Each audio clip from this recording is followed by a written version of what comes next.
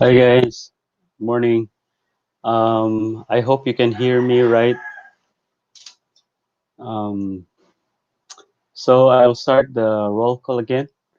We have Melba Grace, Danica, Hasni, Eugene, Liza May. We have Jessreel. We have John Oliver. Then we have James. We have Jay. We have Joven Steve. We have David Paul.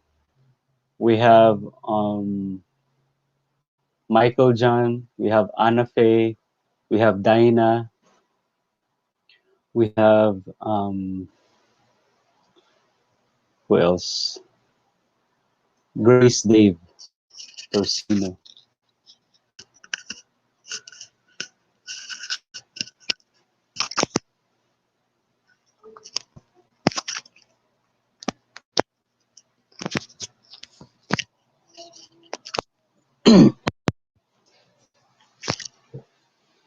So this is the continuation of our lectures on electrodynamics. And again, our reference is Introduction to Electrodynamics by David J. Griffiths. And if you have extra resources, please buy this book. It's really worth it. I have I have Your consent on a few items to continue. wait.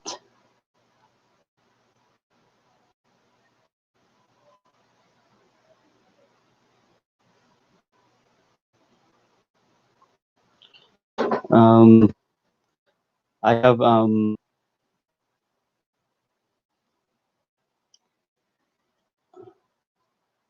so anyway, let's continue. Um, I have the old edition of the book, very old, oldest, but the new one I guess would be much. I mean, you can. It's more improved and it's much better to read. So I suggest that you buy the latest edition, or if not, you can buy the old edition. There are also other people selling those things secondhand. So um, in in electrodynamics, we do not just or solve problems or study um, um, the architecture of a problem by Cartesian coordinates.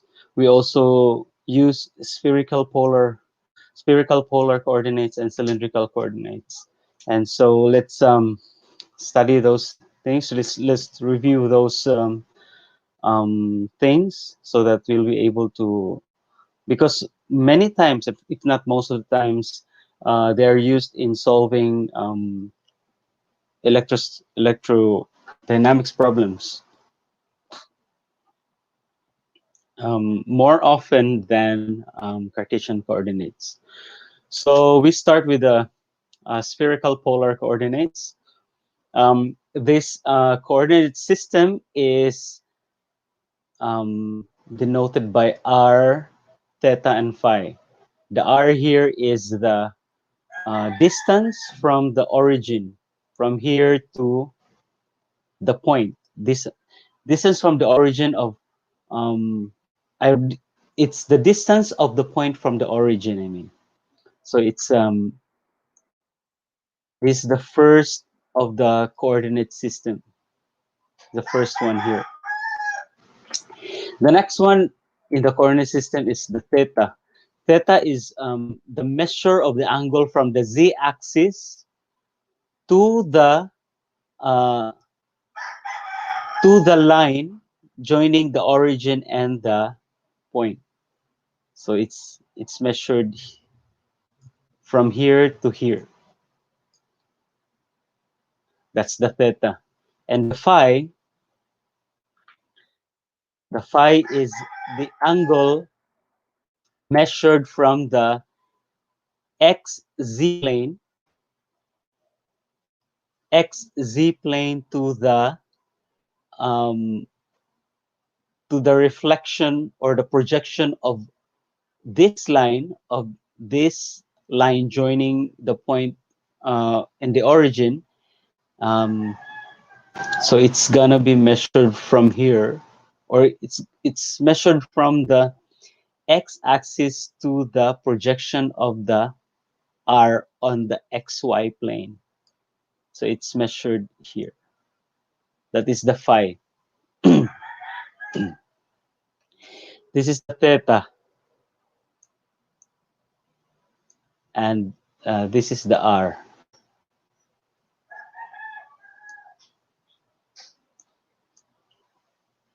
So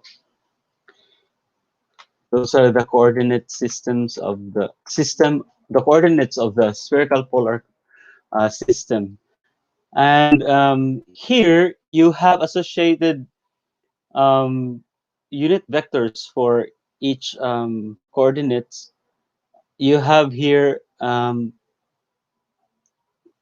coordinate, I mean the unit vector associated with r here. The unit vector again has a magnitude of 1.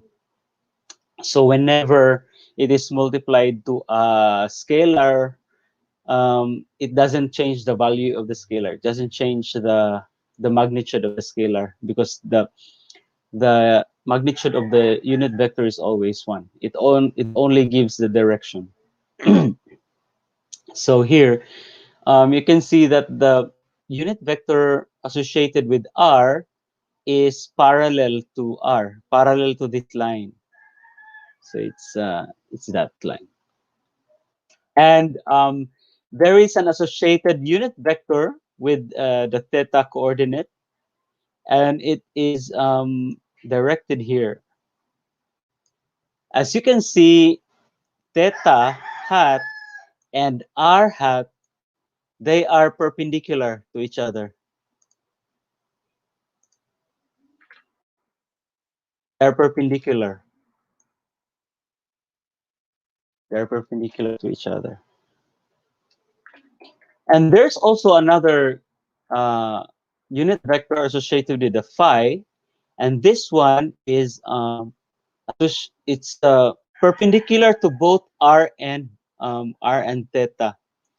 Theta is going here, and r hat is going there, and the phi hat is going there. It's going. This is the phi hat. This is the phi hat going to the towards the back. So it's also perpendicular to r, and it's also perpendicular to the theta. So r, theta, and phi are um, mutually perpendicular. They are orthogonal to each other. So that's why you can never write r hat in terms of theta hat and phi hat, because they are orthogonal. Or you cannot write theta hat in terms of r hat and phi hat. But of course, all of these coordinates, r hat, theta hat, and phi hat, are functions of theta and phi. So at each point here, if so, suppose you have um, a point here has a different r, value of r, because it has a different distance from the origin. And if you get the theta, it's also different. And of course, the phi would be different as well, because this is the projection. So the phi would be different, the theta would be different, and um, r could be different also. So for other points um, in the in space.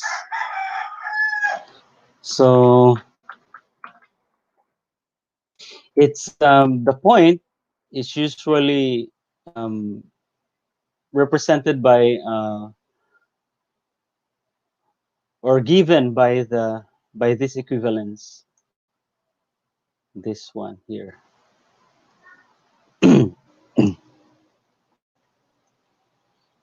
So anyway, before we go to that, um, we call the theta the polar angle, and we call the phi as the azimuthal angle. R is the, of course, the distance or the radial distance. That's the distance from the origin.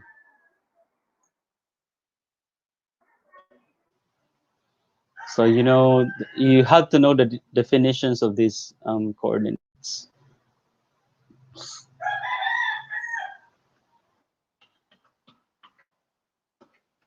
So the relationships with the Cartesian coordinates are given by this. So x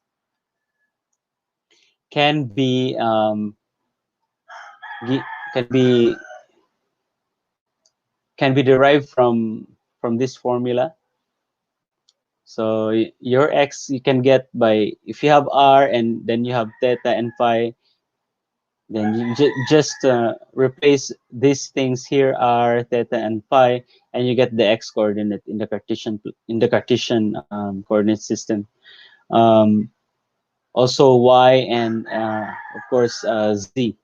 So you have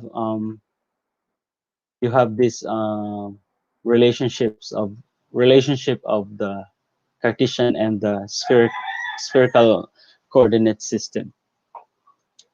So the direction in spherical coordinate system, you write the vector to be this. It has again three components, r, theta, and phi. They're mutually perpendicular to each other.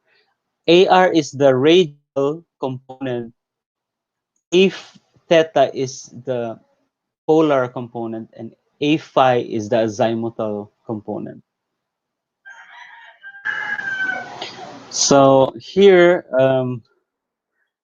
the Cartesian, I mean the polar coordinate system, the polar coordinate unit vectors r, theta, and phi are given by these relationships.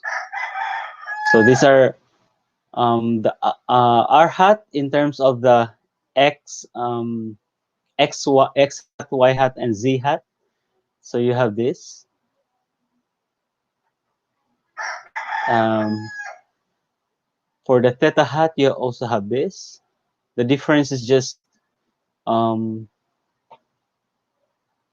the difference are just sines and cosine. And for the phi hat, you have also this one. So if you write it in matrix form, you can write this one. You can write this one into this matrix. So you have this matrix corresponding to that. The elements of the matrix. This one corresponds to here, and theta corresponds to this one, and cosine theta. I mean, so this row also corresponds to this one, and this row corresponds to this one. This column corresponds to this column, and this column corresponds to this column, and this column is corresponding to this column. But here you have to add plus 0 z hat, so that you can write the whole matrix, the 3 by 3 matrix. By the way, if you remember, we had this in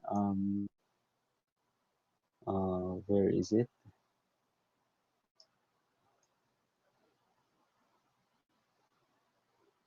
We have it here. So if you remember this is the transformation matrix. So if you change one a vector to another coordinate system, you need a transformation matrix, and this one is the transformation matrix for and the transformation matrix for converting um, spherical coordinates to, I mean, Cartesian coordinates to spherical coordinates is just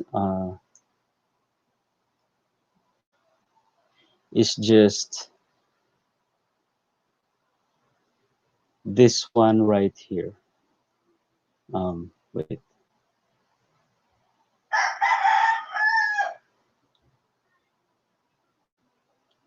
So it's just this one.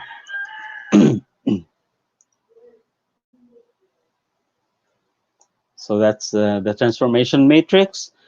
If you want to convert Cartesian coordinates to spherical coordinates.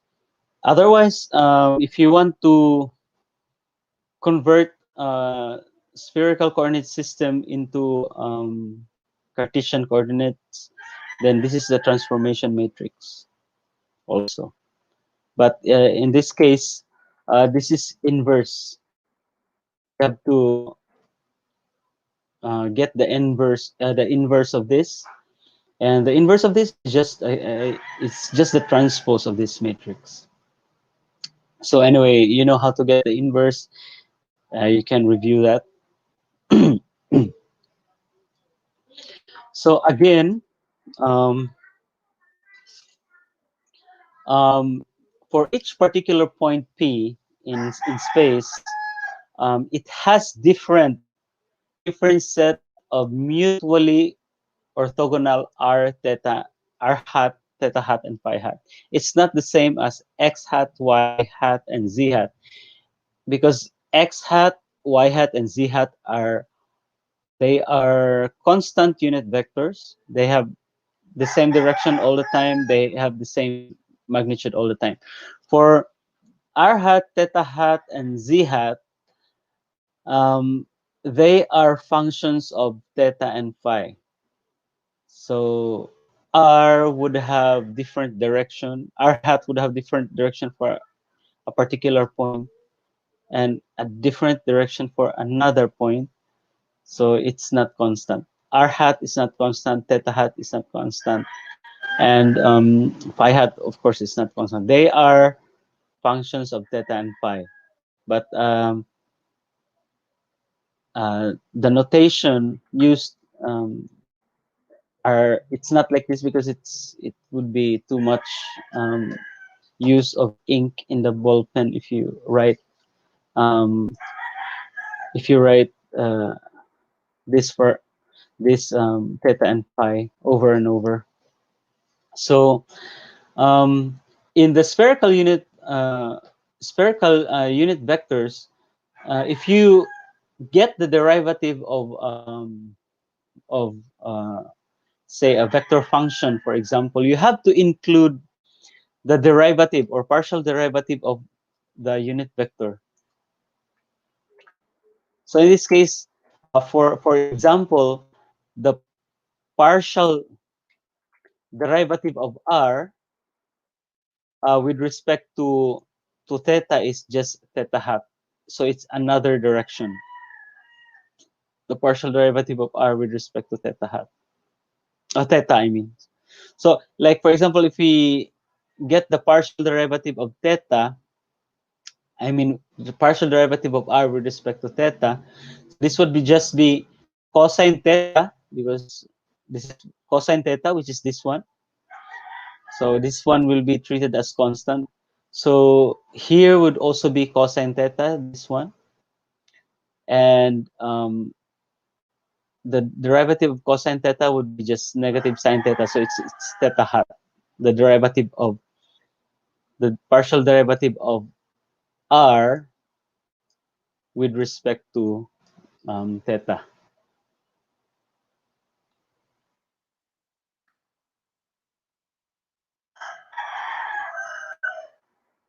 So unlike xyz, these unit vectors, again x hat, y hat, and z hat are constant unit vectors.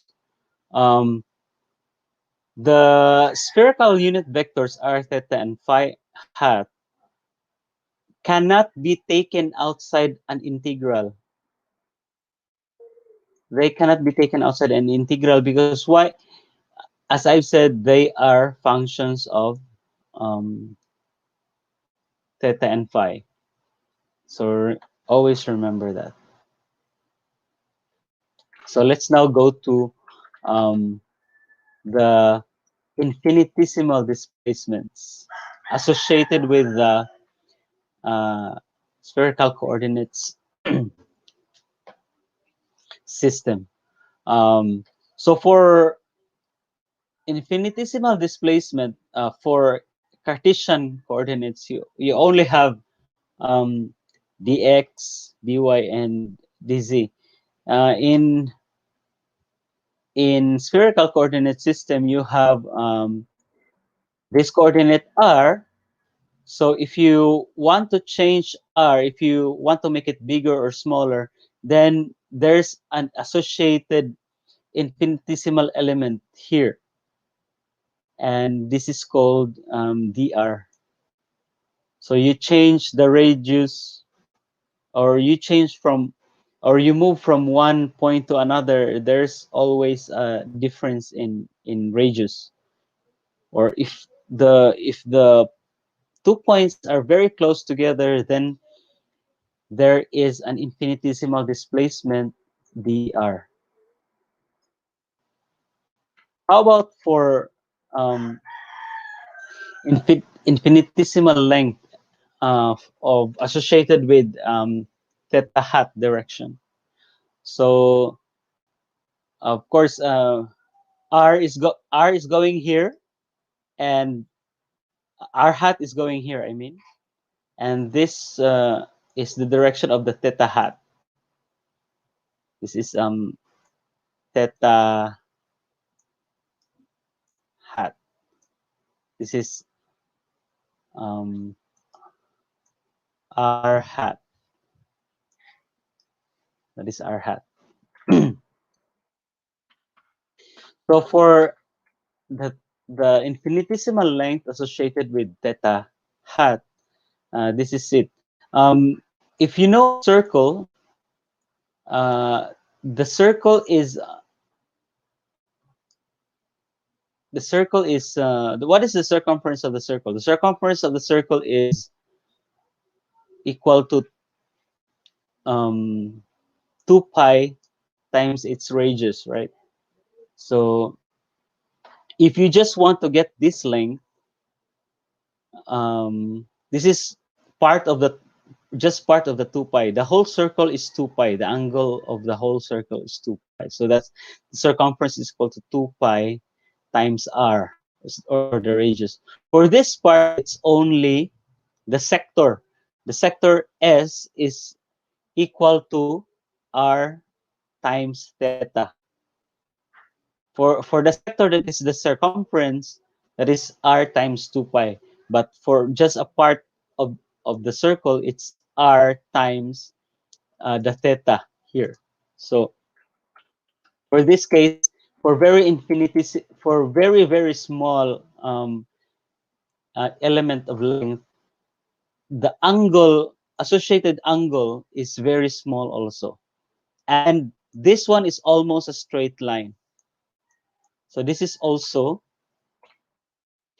and the length of this line is just equal to r d theta. So this is the associated infinitesimal length for um, uh, theta hat direction. For the infinitesimal length of associated with phi hat, this is now r sine theta d phi, because this one is your r, and you have here a three-dimensional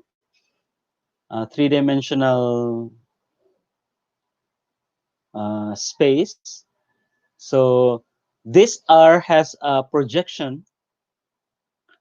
This r has a projection on the xy plane. It has a projection on the xy plane, and you measure the angle from here.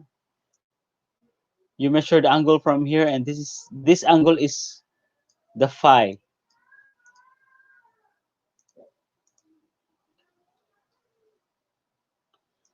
Um, this angle is the phi. This angle here is the phi. So if you want to change phi to some angle d phi, there's an associated length that you have to incur, no? So this one, this r has a projection of r sine theta on this plane.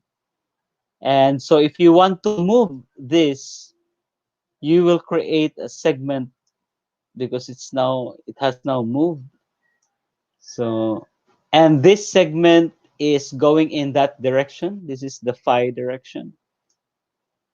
So the sector, because this is also a circle on the xy plane.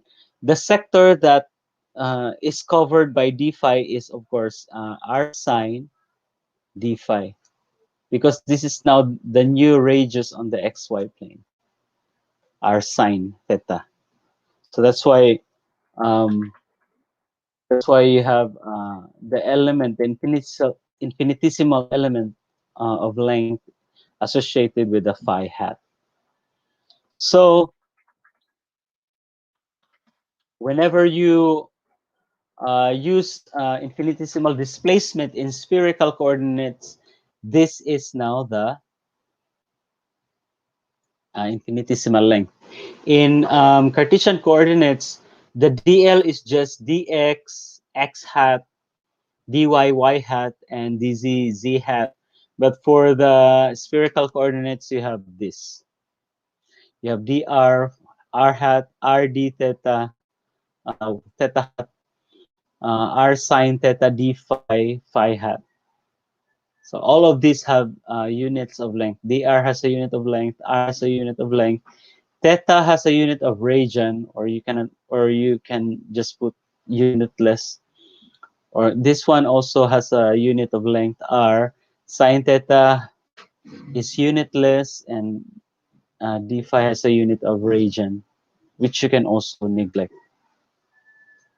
So um, if you solve problems involving infinite volume element d tau, you just multiply this one here, the three elements associated with the radial, polar, and azimuthal coordinates. So, for example, uh, here, when integrating over the surface of the sphere, for example, if you are integrating over the surface of the sphere, what can you say? The r here, the radius of the sphere is constant. R is constant, for example, if you have a sphere. And the theta and the phi are variables. They change from one point to another in the sphere, but the r is constant. So uh, for area, you have d. Uh, this one is the infinitesimal area. This is the infinitesimal area. R squared sine theta d phi, d theta d phi. So it's like if you project on r hat, this should be the product of uh, the length associated with theta and the length associated with phi. But if you project for theta, this should be the product of the length associated with r and the length associated with phi. So that's um,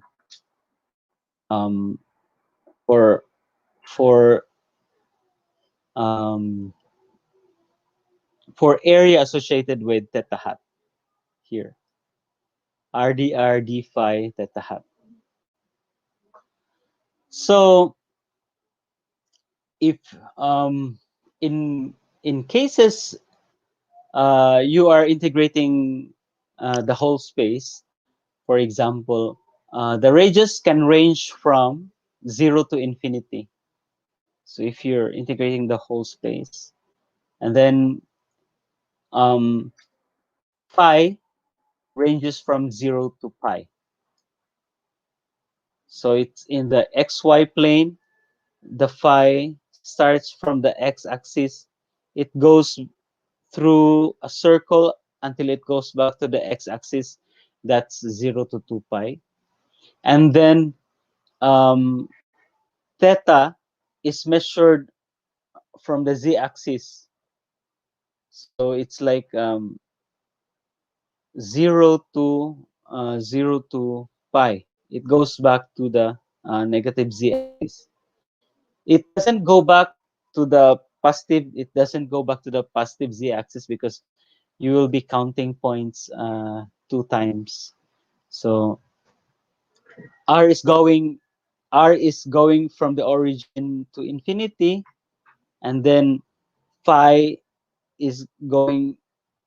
It's the whole thing that um, that goes from positive x-axis to positive x-axis, and then you have theta that's going from the positive z-axis down to the z, out down to the negative z-axis.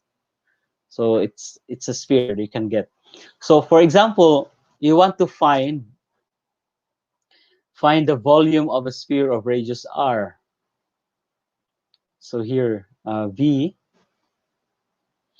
is just the integral. This is you're integrating over all space, but the space is limited of to a radius r. So this is integral of from 0 to r, 0 to pi.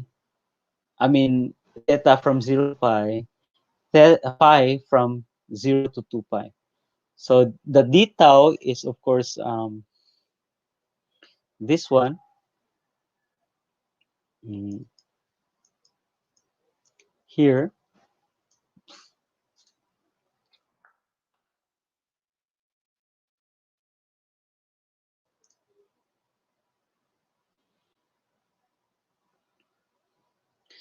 So r, in this case, the variables are independent of each other.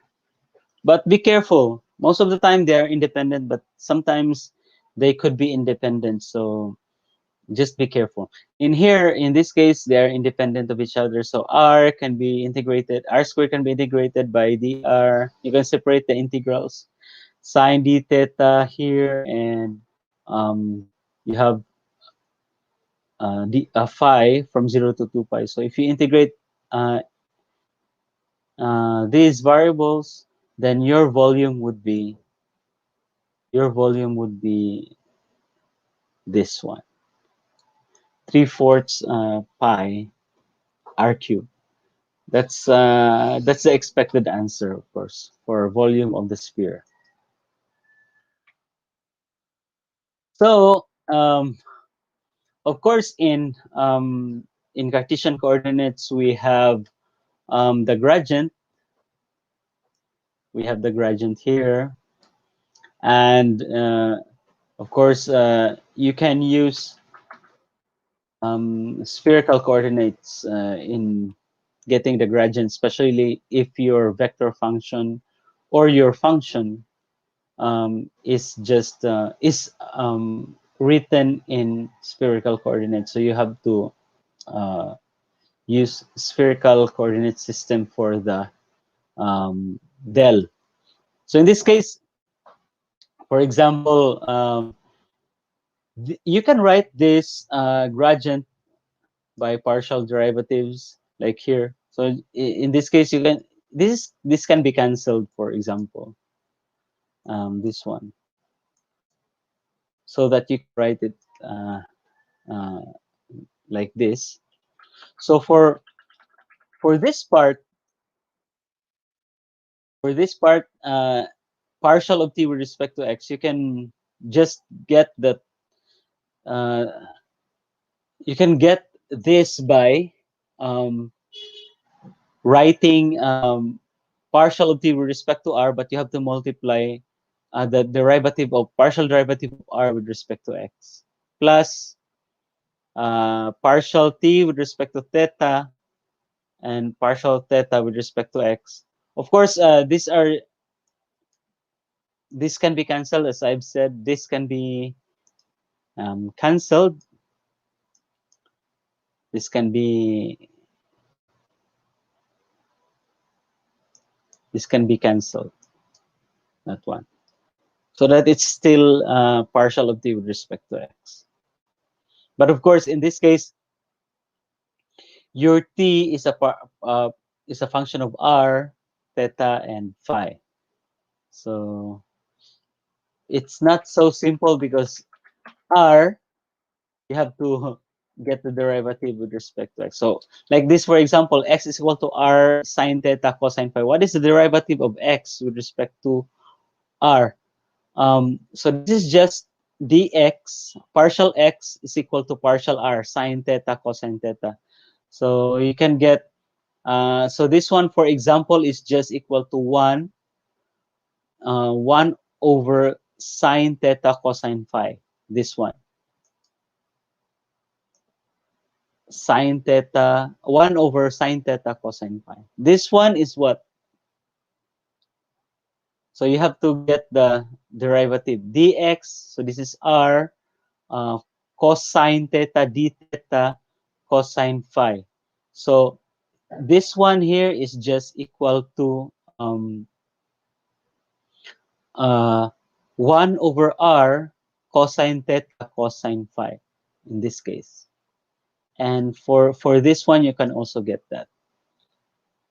So by doing the arguments that I've just said, um, you can get uh, this formula for divergence. I'm sure you have done this before in your mathematical physics. So maybe you can review them. Also, this is for the divergence, and this is for the curl. Or maybe I could also give an example how to do this, and then you can do the rest by practice. The Laplacian is also given by this. Uh, so it's not that simple. The expression is not that simple. For here, you have take a look at here. Take a look at this. This one really looks so simple, but this one doesn't look as simple as that. Okay, so you don't have to memorize. You can just look at the. There's actually a formula that you can find in the appendix of the book, but it's the thing is that you have to solve it your own to get this, and then after solving that, then you can use the formula once you know how to derive it. So this is for the spherical coordinate system. Now for the cylindrical coordinate system, it's kind of different because the coordinates are written in terms of s, phi, and z, and they have a different definition to that of not really different, but similar, a combination of spherical and spherical and Cartesian coordinates. So for each particular point, P, for example, you have different set of S, different S, phi, and Z. But in this case, for the cylindrical coordinates, you have a constant Z vector, just like the Cartesian coordinates. This is constant. Z hat is a constant unit vector. But is the phi is changing at particular points. For example, the point is here. The the the phi would be in this direction, and the S would be in this direction. So uh, S hat and phi hat changes direction at other points other than P, but Z is constant. The definition here is your phi is measured from the x-axis to the projection of the S on the xy plane. So the phi goes from here to here, goes to that. And then Z, Z is the same as the Cartesian coordinates. So it's constant. And S is the distance from P uh, to the z-axis.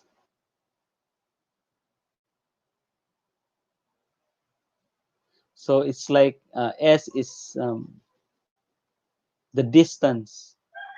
This is S. Distance, the distance to P from the z-axis. By the way, in spherical coordinates, it was from the origin to the point. In the spherical coordinates, it was from the origin to the point, but in cylindrical coordinates, it's the distance from the z-axis to the point. So um, so in this case, you have the z. This is the S. This one is the S. S. So you have an associated vector for the S, which is in this direction, and then the phi in this direction, phi hat, and the Z hat in that direction. So that's for the cylindrical coordinates. So the relationship between Cartesian coordinates and Cartesian coordinates are given by this. So X is that, Y is this. Of course, you can also get this from the figure. So X would just be, if this is S, so X would just be S cosine phi. So S cosine phi is here. And S sine phi would just be your Y, this one here. This one will just be your Y, sine phi. That's the Y. And your X will just be this one. That's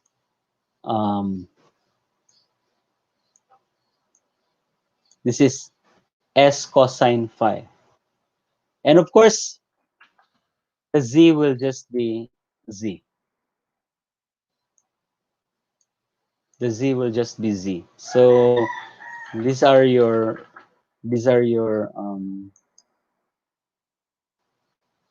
equivalents to the Cartesian coordinates. This one is just the unit vectors. You can write in matrix form. In this case, this is cosine sine 0. This is so cosine phi, sine phi 0, negative sine phi, cosine phi 0, and this is just 0, 0, 1. The transformation matrix from Cartesian coordinates to the cylindrical coordinates. So like here, you can construct this. You can construct like this one for cylindrical coordinates. So this one is for spherical, and then for cylindrical, you can just um, construct it. It's easy. So um, from for this coordinate system, the cylindrical coordinate system, the displacements are for S, it's just d, for S hat, it's just ds. For phi hat, it's just s d phi, and for dz, it's just, I mean, for z hat, it's just dz. So the infinitesimal displacement would just look like this, and the volume integral would just look like this. And of course, uh, the S ranges from 0 to infinity, or depending how large is the cylinder. Um, your z-axis would be the um, body axis of the cylinder. So the axis of the cylinder would pass through the z-axis. Phi goes from 0 to 2 pi, and then your z extends from negative infinity to um, the positive infinity. So for the equivalent gradient, divergence score, and Laplacian formula for the cylindrical coordinate system, these are just this one. This is much easier to derive than the spherical coordinate system. Um, but the arguments, the process are the same. So that's for um, cylindrical, spherical, and cylindrical coordinate system. And then there's another mathematical technique we have to uh, take note of in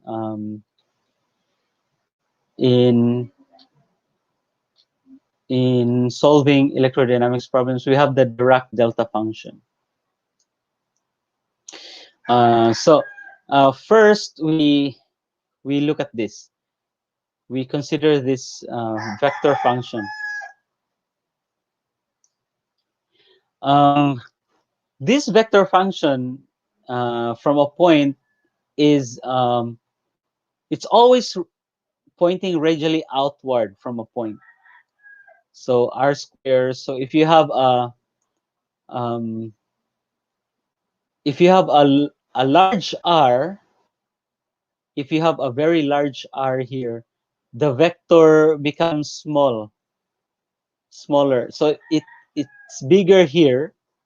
It goes smaller as it goes far from the point. So if you have a point at this or if you have a point here, then the arrow would have very small length for v, or here would have a very small length for v. But it's the direction is radial. So if it's on this point, then the direction would be there. If the point is here, the direction would be here. If the point is here, the direction would be here. So the direction is radial, and the arrow length as it goes far from this point becomes small, or it gets smaller. Here you notice that if r is very small, the arrow is going large. But this one, the r could be zero at this point. The r could be zero at this point. So what happens there? So if this is zero, the v is infinite at this point. It's infinite. So that's the problem of this. This is the problem of this vector function. So So when you calculate the divergence of V, which is this one here, um,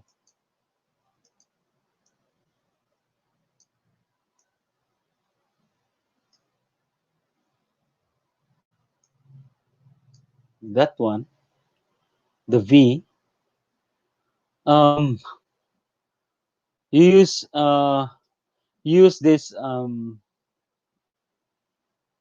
use this formula, the gradient. So that would just be this one, because there are no theta and phi component. So this would just be 1 over r square, partial with respect to r of r square times 1 over r square, this one. So if you get the partial derivative of 1, this one will, r square and r square will just cancel. Partial derivative of 1 with respect to r, 1 is constant, so this is 0, so everything goes to 0. But um, this one here, according to Gauss theorem, um, according to Gauss theorem, uh, this one, the integral with respect to volume is uh, these are supposed to be equal, according to Gauss theorem in the previous lecture, right? So if the integral of this with respect to the volume, so you have the integral of this with respect to the volume d tau,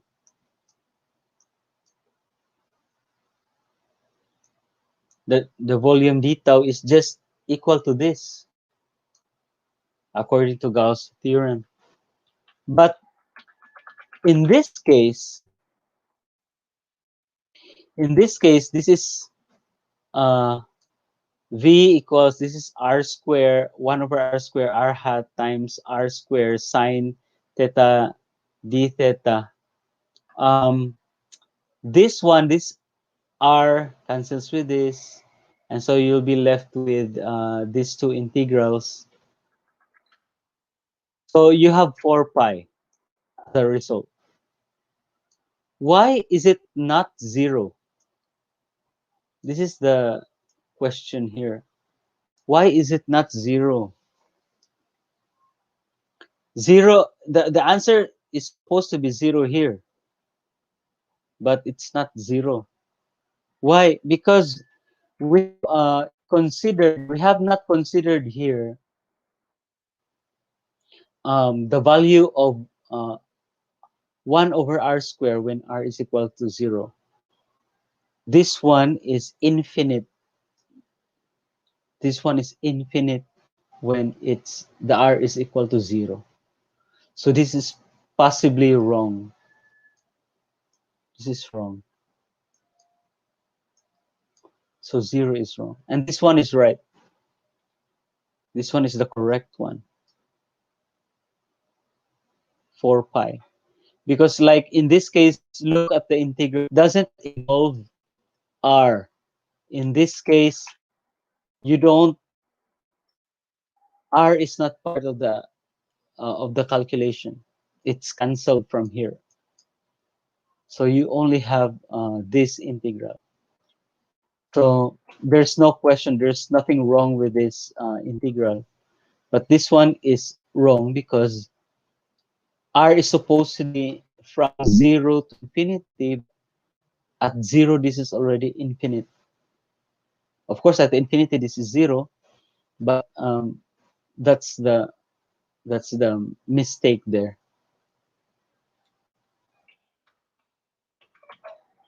So this one is correct. So the integral of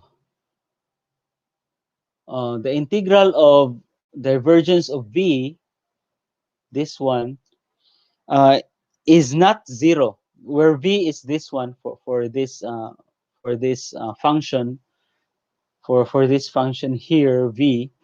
The integral is not 0, but it's 4 pi.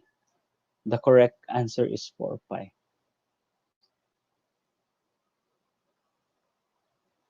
So this is just the explanation that I told you.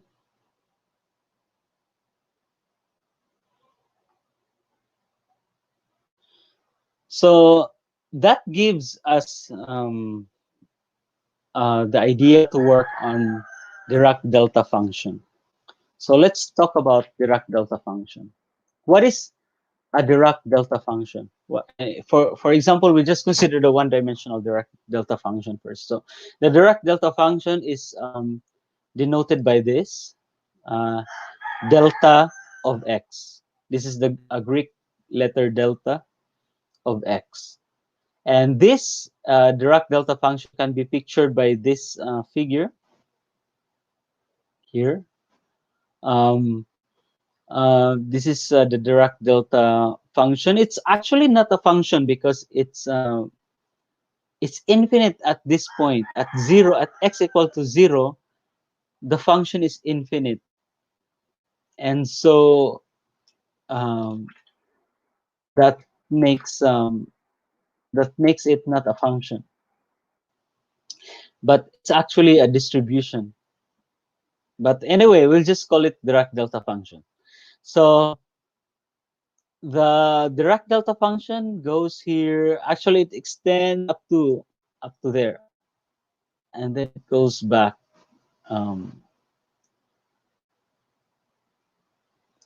there.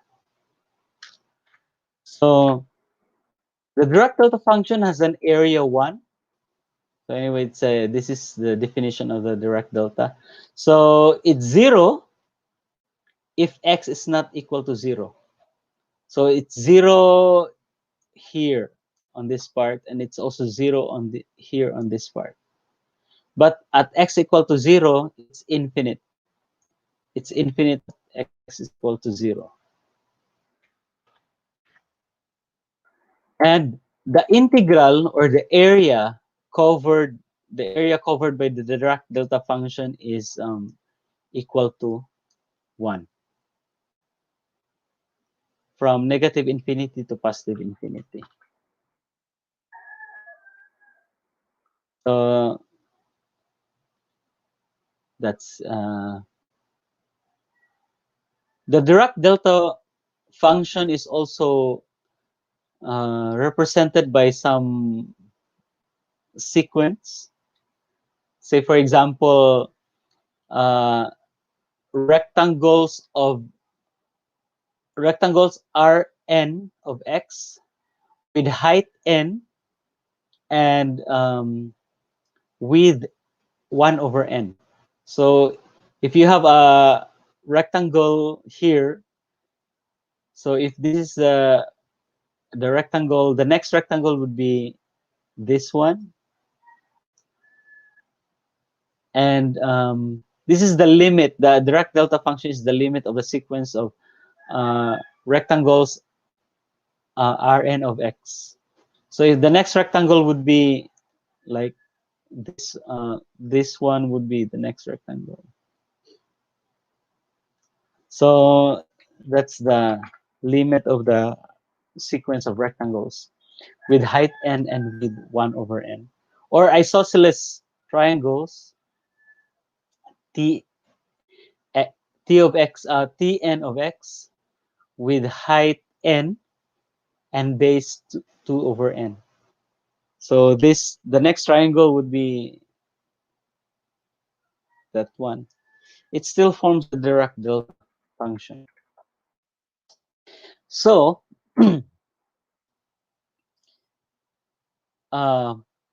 this one is a property of the Dirac delta function.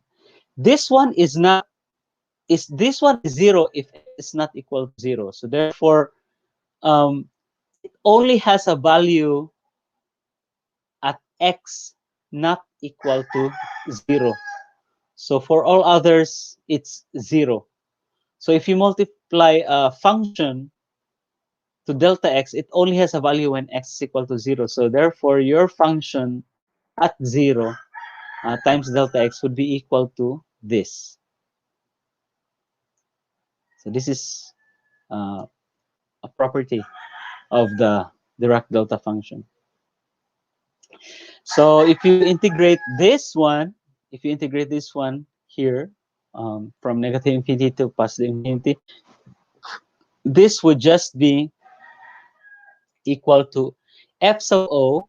F sub o will just be constant because you're now replacing x with 0. So you can take f sub o. This one is, of course, equal to this one. So your f sub o you can take out of the integral, and then you just integrate the delta x dx. The integral of this one is just equal to 1. This is just equal to 1 here. So therefore, the result of the integral of this one would just be equal to f of 0. So you just replace x with 0. Then you can get the integral of this function. So it's easier to get the integral. You just set x equal to 0. But in many cases, the delta function can shift the spike from x equal to 0 to x equal to a. So for example, if your spike is at x equal to a, like in this case, the spike is not here at 0. The spike is here at x equals to a. So the delta function would just be shifted, and the argument of the function will just be x minus a.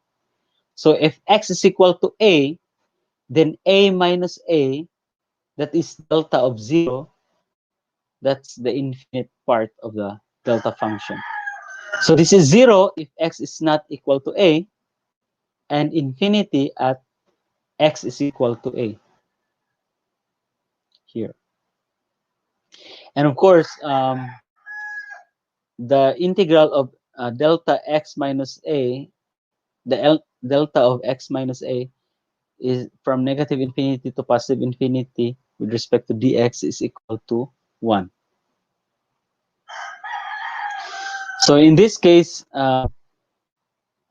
your f of x times this delta function would be f of a.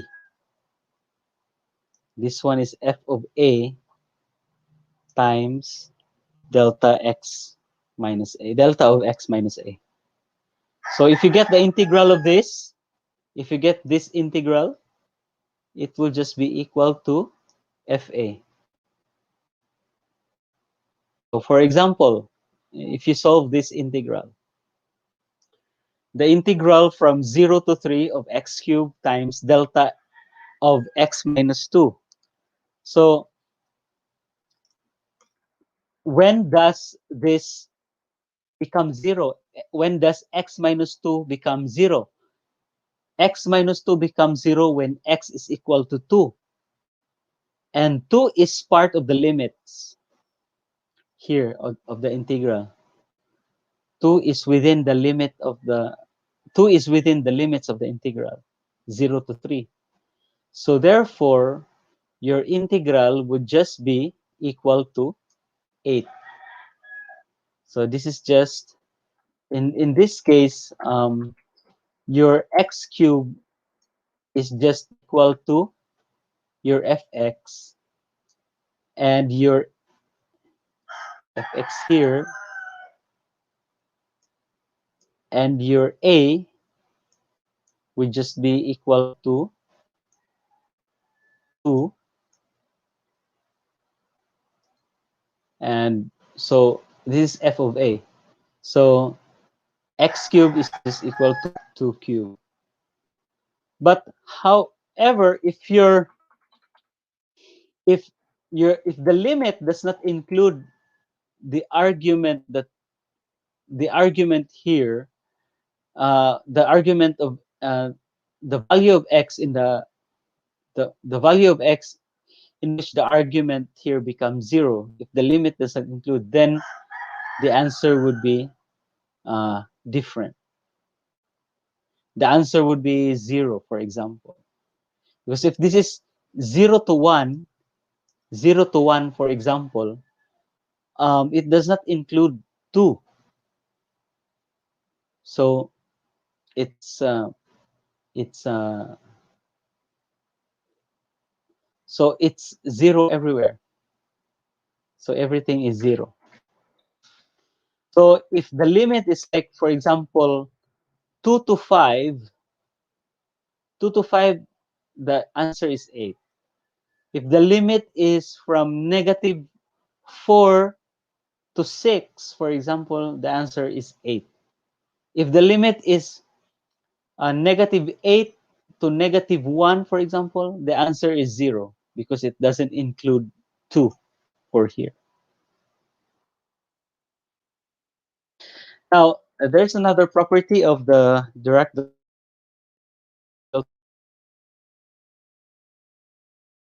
function.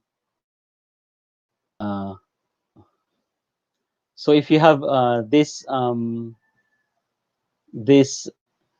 argument, you have the integral from infinity to positive infinity of fx d1 dx equal to fx d2 of x dx. Then um, the d1, this is equal to this is equal to this is equal to d2. Dx and d1 are equal. The d1 and the d2 functions here are equal. So for example, there's an example here. Um,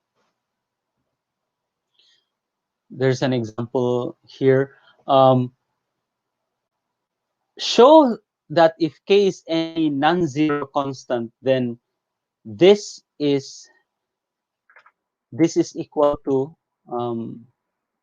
the delta of kx is equal to 1 over the absolute value of k, delta of x. So in this case, your delta of negative x would just be equal to delta x, because this is 1 over negative 1, 1 over negative 1 times delta of x. So considering this, we take this, the integral of this function. So we say this is delta of kx. Let's change variable um, kx into y, so that x would be y over k in this case. And then if you get the derivative of x, that's just 1 over k. K is constant, of course, dy. So you change dx with 1 over k. So dx with dy over k here. And then your delta of kx will be delta of y. Your delta of kx will be delta of y. So here, this one would be that, and this one would be this. And of course, f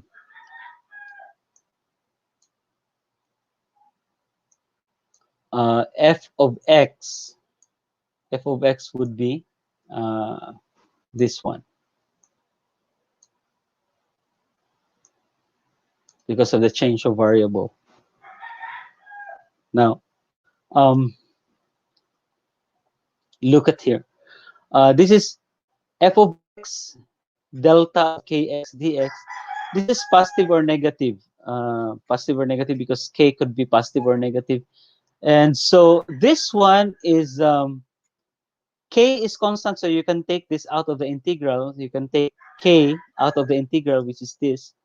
And the integral now of f of y over k would be f of 0. So this is now positive negative 1 over k f of 0. And this is now 1 over k. So if k is positive, then you choose positive. If k is negative, then k would be negative. So this is just 1 over absolute value of k.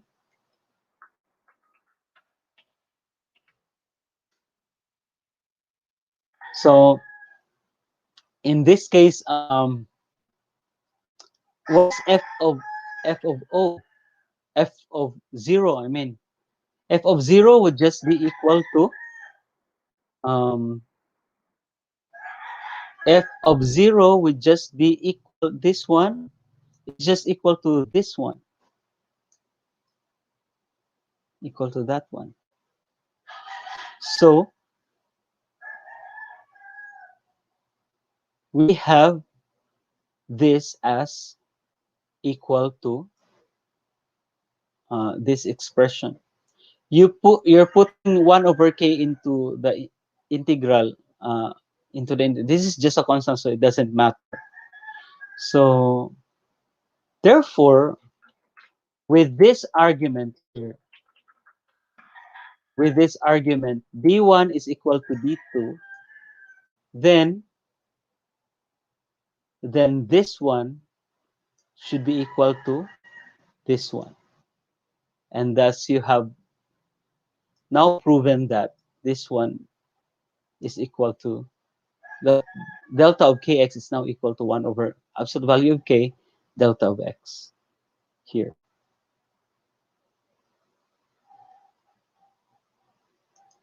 So that's the proof. For a three-dimensional delta function, this is the three-dimensional delta function. You have, of course, r here is written in terms of x, y, and z. So this is just a product of the three Dirac delta function. So your integral of the three-dimensional Dirac delta function would just be equal to 1. Um, the integral of x here is just equal to 1. The integral of for the dy is just equal to 1. So 1 times 1 times 1 times 1 would just be equal to 1. So in general, if you have a three-dimensional function, uh, the integral would be this, that one. And for this last two slides here, I'll just show you the slides, but we'll discuss this in the next meeting, so that you can screenshot this and then you can solve, you can follow the solution of the example 1.16. So just screenshot, but we'll discuss this in the next meeting because this is already the last part of the lecture. So you can screenshot that, this one. So we will discuss that in the next lecture. So that's all for today. I hope that you learned something, even a little of something. So again, I'd like to tell you that our interaction session will be on the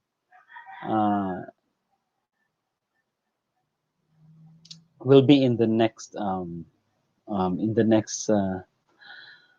next I mean in the next meeting.